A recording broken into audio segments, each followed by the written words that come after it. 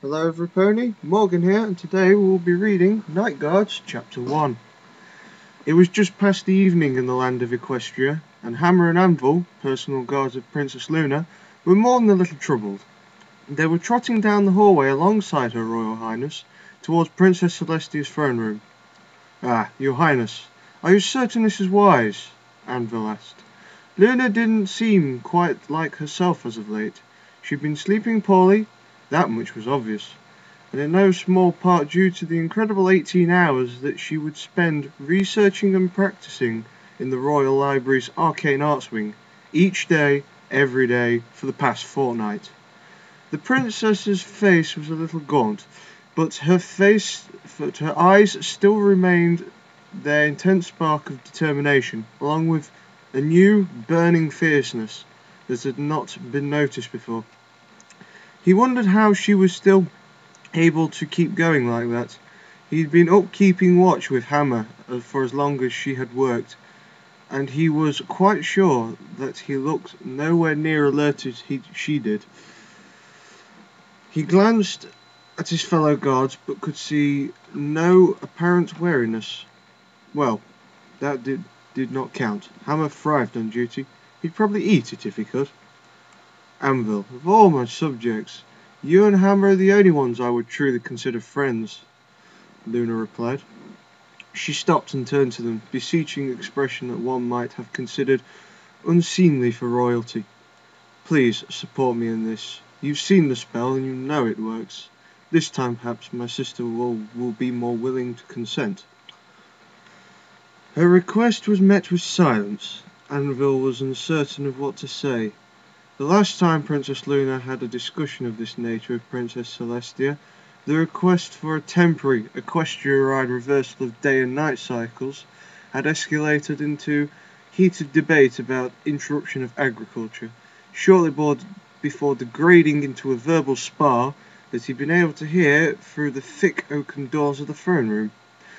Princess Luna had left distraught and in tears, followed by an equally upset Princess Celestia. The blue alicorn had consequently applied her tax figures and legislations to the exclusion of all else, and Celestia's apprentice had spent a whole day of coaxing and comforting to convince Luna to leave her chambers and socialize once more. That is, until she started working on a new research project.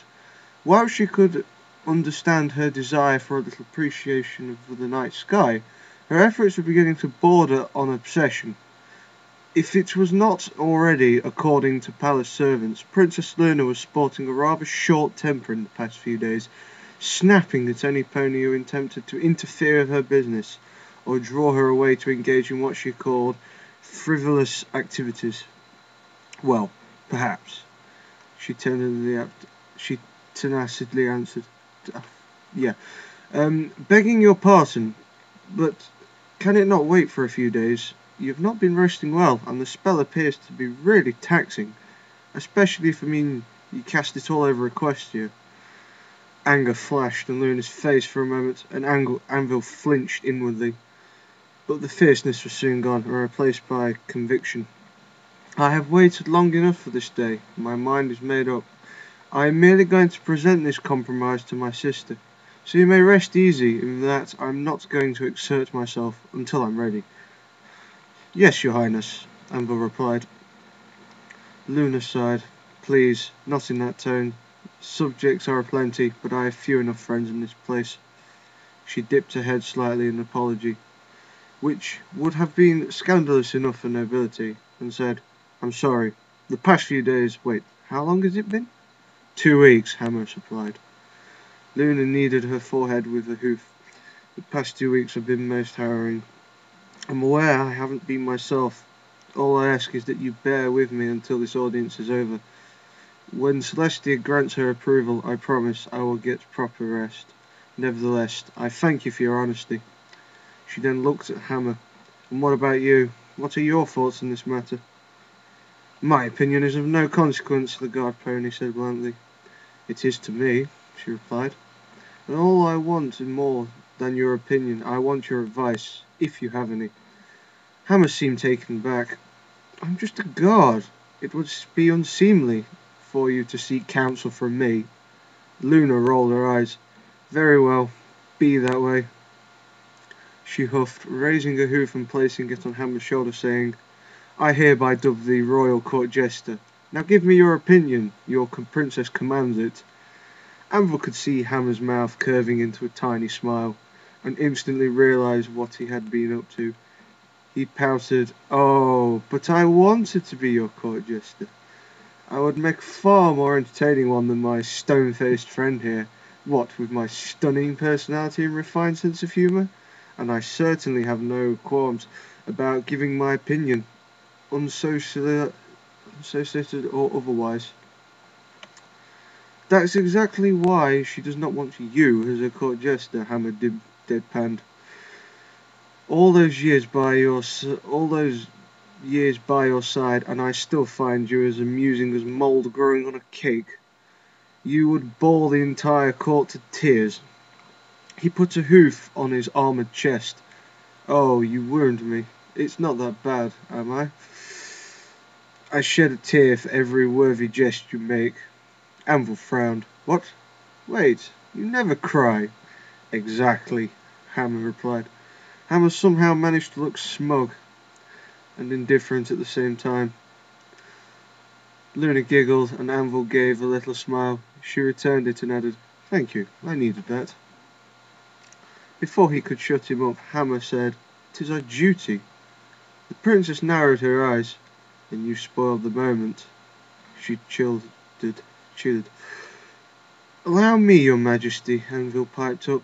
He slapped the back of his companion's helmet with his wing. It was more of a token of gesture than anything. He might as well have hit a pillar with the effect it had. Hammer did not even blink. Instead, he just turned his head and simply looked at him nonchalantly, as if he was contemplating a rather fascinating patch of rust on his helmet. Anvil stared back and gave him his best insolent grin. "Very well, that's enough, Foles," Luna said in a mock expression, and then succumbed to another fit of giggling. Stars above, what would I do without you two?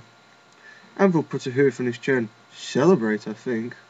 We're probably the reason the court loves to gossip so much about your non-familial relationships. Look at us. You keep a living statue under, well, me, as your everyday companions." The Moon Princess waved his words aside with an imperious hoof. "Oh, I do not doubt that." Her mouth then stretched into a grin. "But you are my personal guard, and I would still prefer your company to the endless, thinly veiled petitions for royal favours that dear nobles are so keen to bless me with." She resumed trotting. "Come now, my sister awaits my presence." "It's more like the princess I know," Anvil thought. "One more thing," Luna added. "There will be no need for you to wait outside this time. I wish to have you by my side when I speak to Clelestia." As they entered the throne room, Anvil nodded to his fellow guards stationed by the side of the great doors. Even though they all wore enchanted armour that changed the coat to a pure white and their hair to various shades of sky blue, any pony spending time around them for long enough would eventually begin to recognise a few faces. They returned the greeting in kind. Within the throne room itself stood Princess Clelestia and her apprentice, Summer Cloud. Anvil discreetly waved at the grey-coated unicorn with his wing, but she merely rolled her amber eyes. Ouch.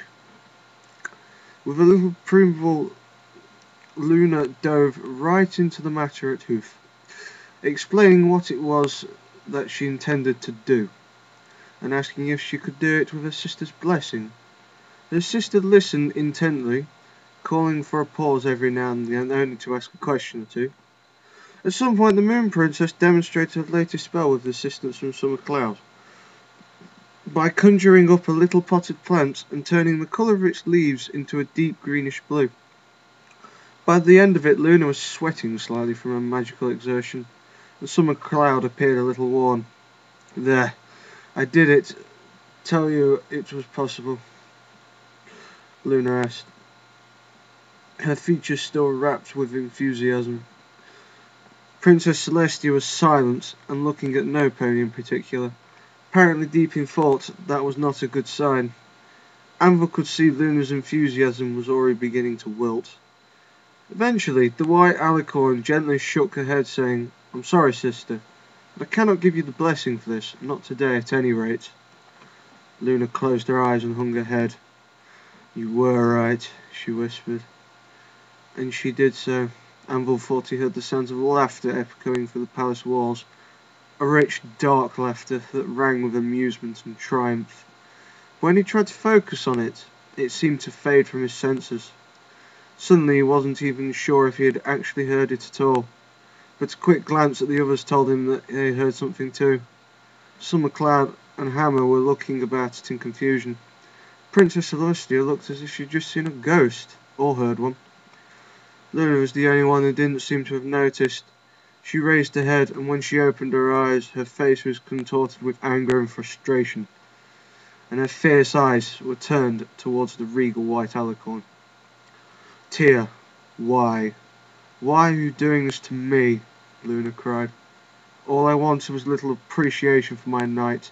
Is that so much to ask? Just to prolong the night for a few days, to show ponies what they'd often take for granted." Princess Clelestia shifted uncomfortably, but continued to cast quick glances around the throne room, as if half her thoughts were focused on something else. Even her voice sounded distracted. "Sister, that's not the reason I must ask you to reconsider. The spell works," Luna snapped. "I can make the trees live on moonlight. Neither the land nor our farms nor our subjects would suffer, so why do you still object? Does that not address the issue of our last debate?" Clelestia seemed almost hesitant. "I know it works, Luna, but to cast it across all of Equestria, the complexity coupled with the magical drain could be extremely dangerous." Luna was dumbstruck for a moment, but quickly recovered. Her voice took on a new tone, a low and dangerous one. "So, now your main objection is that I'm too weak to perform this spell? Must you always be suffocating me with your protection? Am I to lie in your shadow like a good little pony for all time?" "Luna, even if we both," the white alicorn began, which was quickly cut off and the moon princess' eyes flashed brightly and continued to glow a fiery blue light. "Don't you Luna me, sister," the blue alicorn growled, with tears streaming down her cheeks. "You staved off my request on the grounds of morality. When that was no longer the issue, you brought up the livelihood of our subjects. And when that was in turn dealt with, what did you do? You coddled me, as if I was a filly playing with magic for the first time in her life." That seemed to get the Sun Princess's full attention. When she had taken her sister's word, she became distraught. "Sister, I had not realized how much resentment you had harbored over this matter. Please understand. I've always done what I thought was best for you. I never meant to belittle your abilities. Love is a convenient shield for you, is it not?" Discord said as much. "The immortal trickster?" Anvil thought. "What does that marble statue have to do with any of this?" Celestia's eyes went wide. "Discord? When he tested us both. Do you not remember? When he whispered in my ear that you were an overbearing sibling, intent on protecting me from the world, in spite of myself, to never let me rise up as an equal. I found it easy enough to dismiss it. Nothing but a desperate lie." Luna sniffed and shook her head. "But all over the centuries, I've begun to see the pattern. You were always taking on the greater share of our royal duties, delegating the less dangerous tasks to me, all for my own good, it would seem. The refusal of yours is just another grain of sand on the beach of white lies you made for me. Discord. Oh no," Clelestia whispered. "He's tainted you. Fight it. Search your heart, Luna. You know that his words are false. I know you can be stronger than him." "Tainted me?" Luna chuckled. Anvil's hair stood on end. This did not happen very often. "He touched me. That much I will admit. But he merely hastened the inevitable. As if I didn't realize it now, I would have to realize it something in the next 1,000 years. Blue sparks and whiffs of black smoke began to creep over her body. Princess Clelestia recoiled and a fearful look crept onto her face. "Sister," she pleaded, "don't do this. Don't let him take you."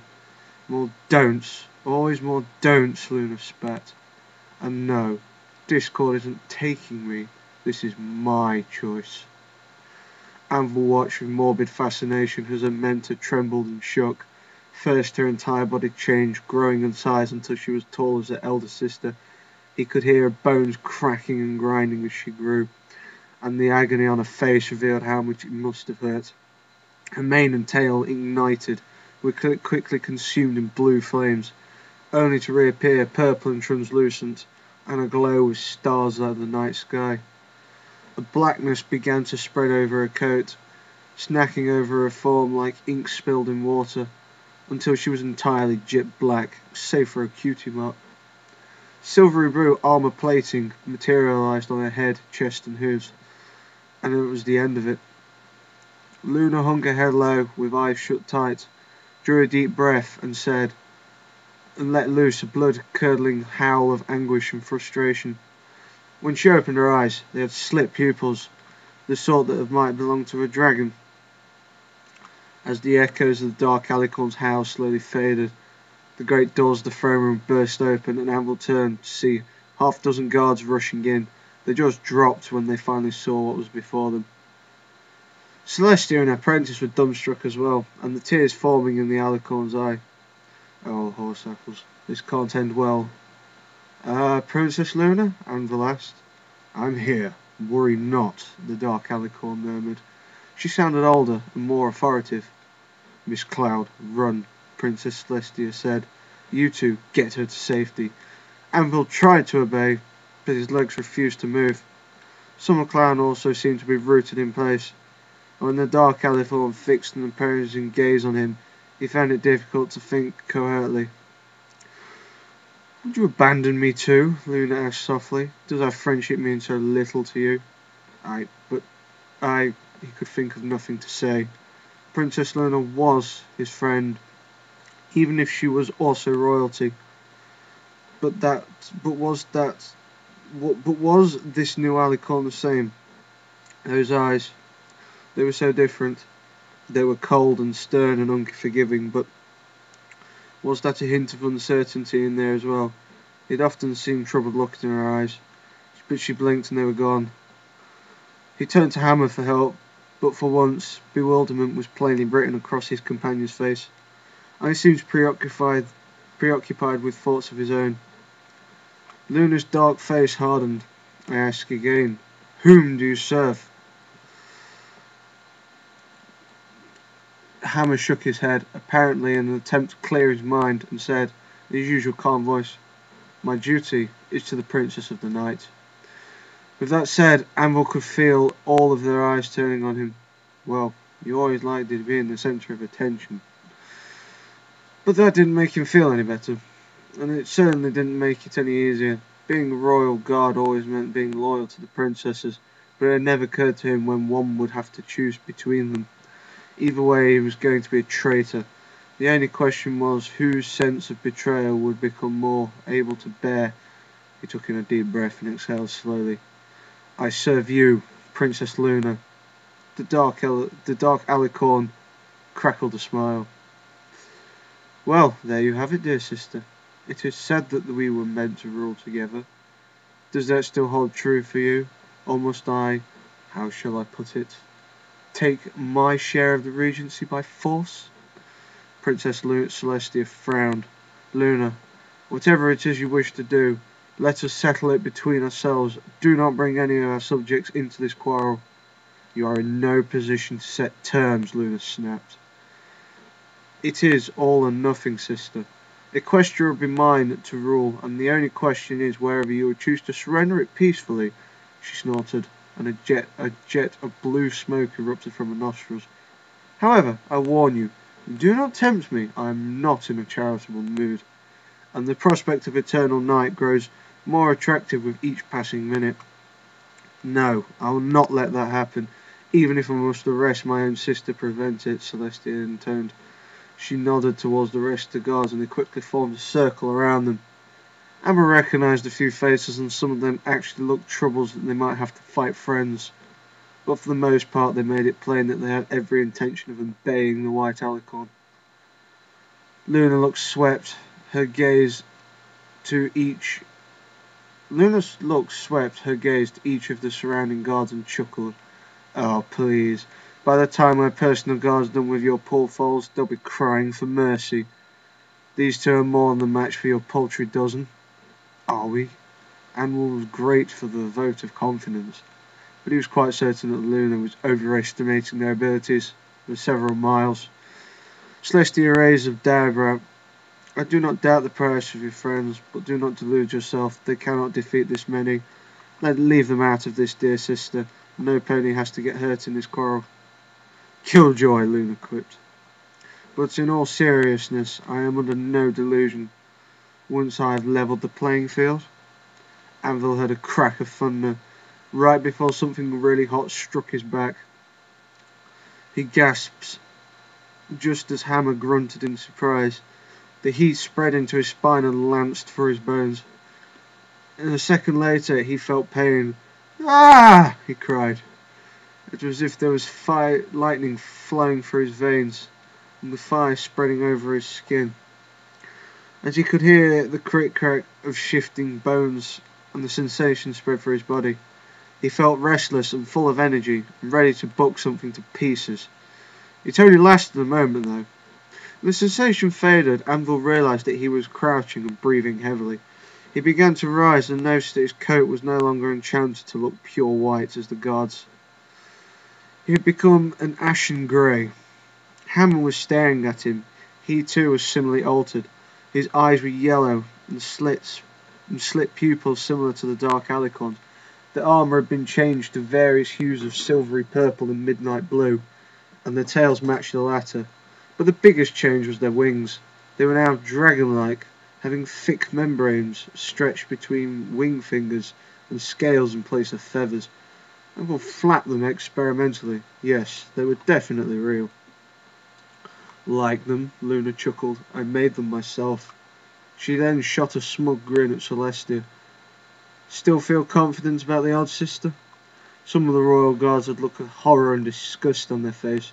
A few had even started to back away, but the White Alicorn remained unmoved, if anything. Anvil thought she might seem angered at what Luna had done to them. You leave me no choice, Princess Clelestia said. She stomped a hoof on the floor, and the resulting boom was far louder than any sound some pony her size would have been able to make, as if a giant gavel was slammed into one equally gigantic desk. Every pony flinched except for Luna and Hammer. Guards of Everfree, evacuate the palace, protect the civilians, she thundered, before vanishing in a flash of light. So, an eternal night it shall be, Luna smiled, and Anvil and Hammer had gestured graciously towards a dozen or so royal guards surrounding them.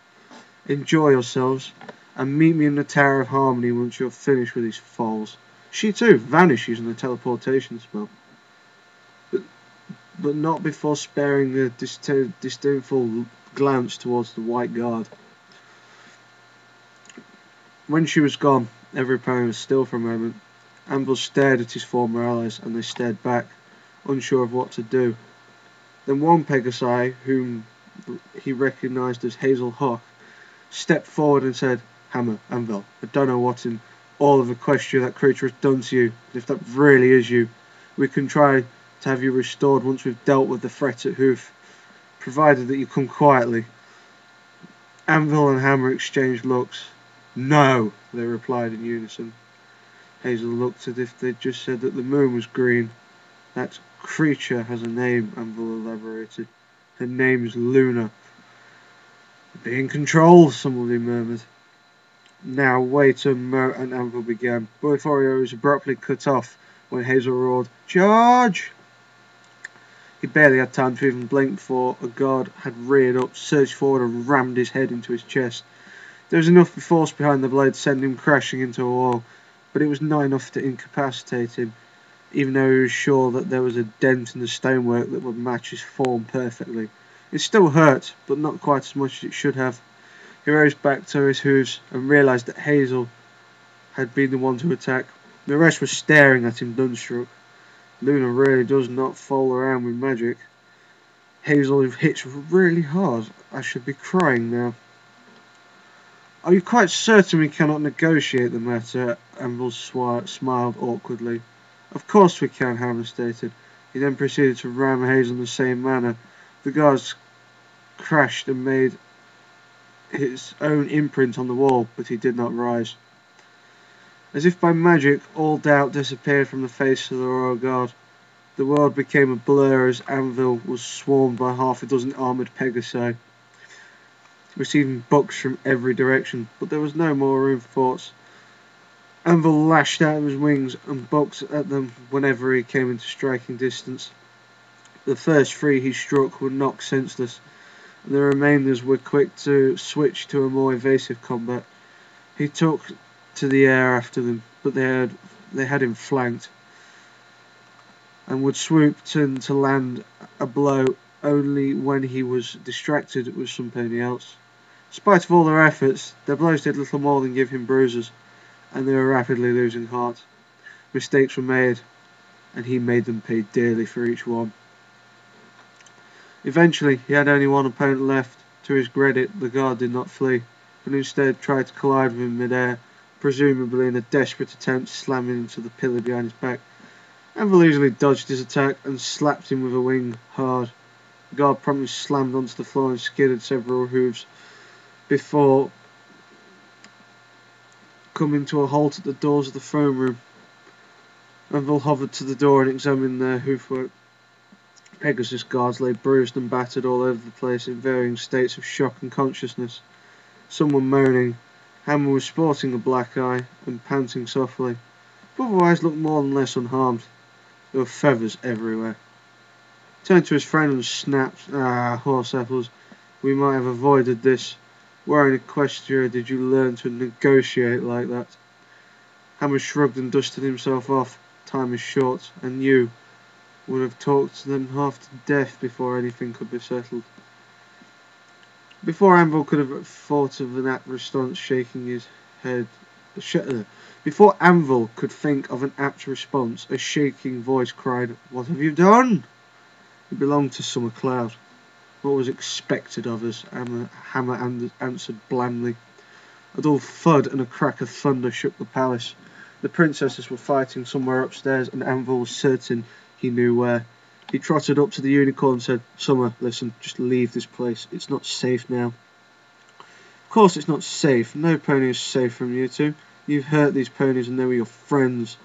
"Leave her, we're wasting time," his companion reminded him. Anvil rubbed his forehead. He had the beginning of the most exquisite headache. "See here, I'm confused, and well, I don't know what to think right now, but I do know that you shouldn't be here. Sounds like the princess is bringing the sky down around her ears." As if on cue, a dull expression sent tremors through the palace. Summer Cloud frowned. "And what will you do? Are you going to help her?"